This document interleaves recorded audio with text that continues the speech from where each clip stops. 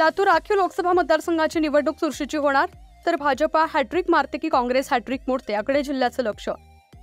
लातूर राखीव लोकसभा मतदारसंघाची निवडणूक जवळजवळ निश्चित झाली असून भाजपा व काँग्रेस या दोन्ही पक्षात सरळ चुरशीची लढत होणार असल्याचं चित्र स्पष्ट झालंय.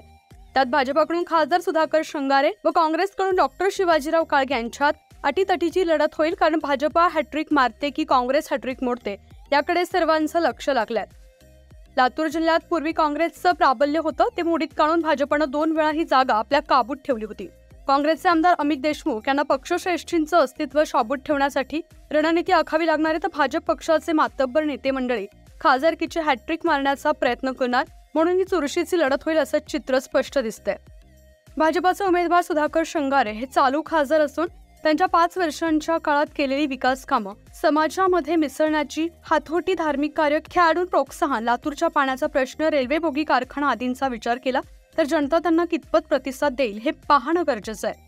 तर काँग्रेसच्या पक्षाकडून निवडणुकीत उतरलेले डॉक्टर शिवाजीराव काळगे हा नवीन चेहरा जनतेसमोर आला असून ते नेत्ररोग तज्ज्ञ आहेत. समाजात तसेच राजकारणात त्यांना योगदान कितपत असेल त्याकडे जनतेला पाहावं लागेल.